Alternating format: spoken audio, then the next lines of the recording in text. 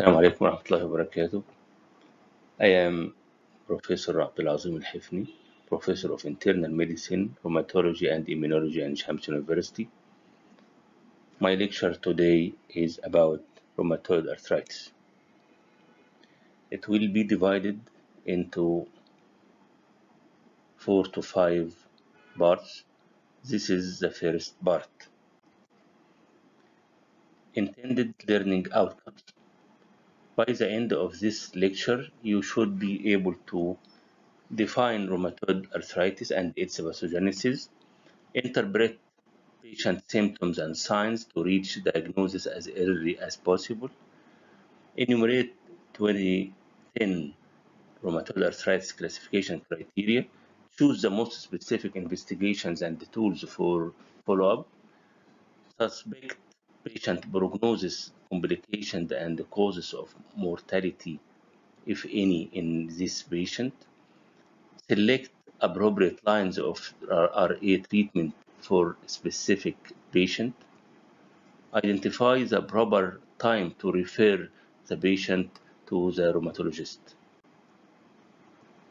Now, what is rheumatoid arthritis and its epidemiology? Rheumatoid arthritis is a chronic systemic inflammatory disease of unknown etiology associated with HLA-ADR.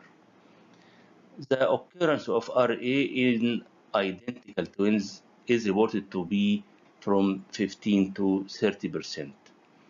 It starts at any age but peaks at the age of 30 to 50 years.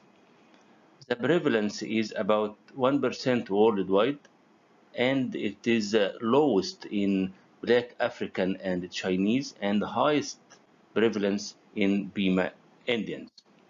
The female to male ratio is about 3 to 1.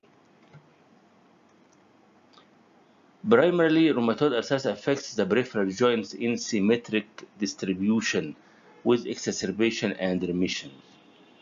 It has variable extra-articular features, as we will know later, and constitutional symptoms.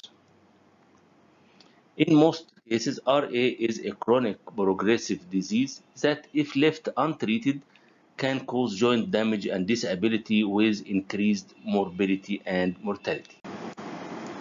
Pathogenesis of RA. The next video will explain this pathogenesis, and if you have any inquiry, please don't hesitate to contact me in the face-to-face session. Joints in the hands, wrists, and feet, accompanied by cartilage destruction and bone erosion. Underlying inflammation leads to many of the characteristic signs and symptoms of RA, such as pain and swelling of the joints. Inflammation results from abnormal propagation and activation of many types of immune cells, resulting in the secretion of cytokines and other mediators that sustain and amplify the inflammatory environment. As a key pro-inflammatory cytokine, TNF-alpha, along with other cytokines, activate immune cells, including macrophages, as well as other cells such as synovial fibroblasts. In a key step, activated macrophages and synovial fibroblasts release pro-inflammatory cytokines, including TNF-alpha, IL-1 and IL-6, and mediators of vascular growth, including VEGF. VEGF is essential to the process of blood vessel proliferation, or angiogenesis, which facilitates an influx of activated cells. These cells contribute to the growth of pannus and sustain the inflammatory cycle. The growing, vascularized pannus develops villous projections that result in better access to the cartilage and bone, and therefore greater opportunity for the activated cells to release damaging inflammatory mediators and enzymes.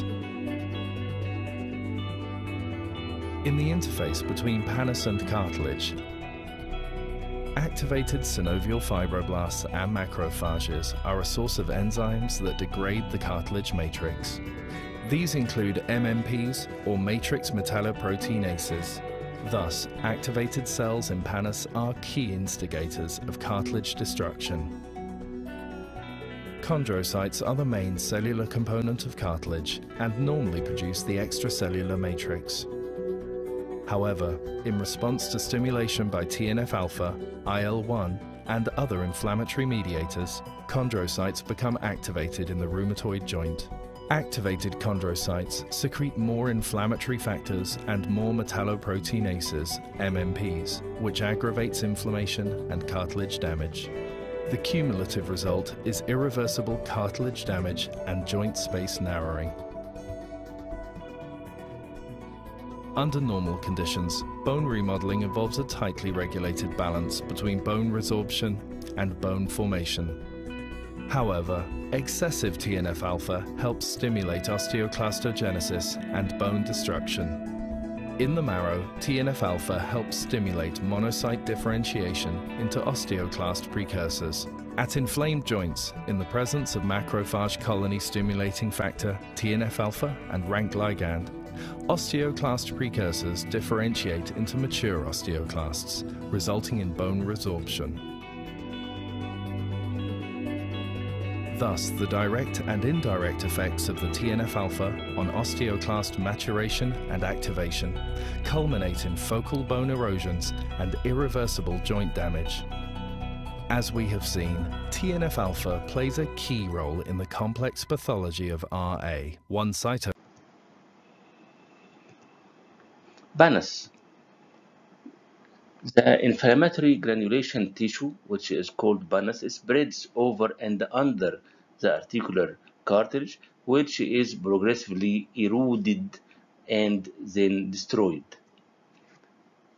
Maturation of osteoclasts in the synovial membrane and in adjacent bone combine to erode bony structures, as we see in the previous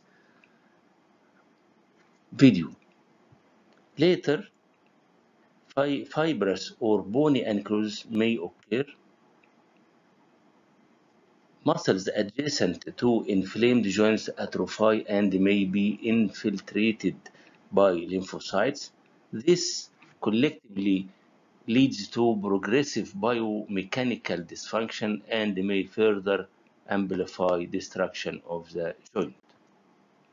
This is a healthy joint, which is a meeting of two long bones, each one covered by a cartilage, which is a very tough and smooth layer that permits articulation smoothly, and covered from outside by the capsule, which is lined internally by the synovial membrane, which is very thin, one or two layers only.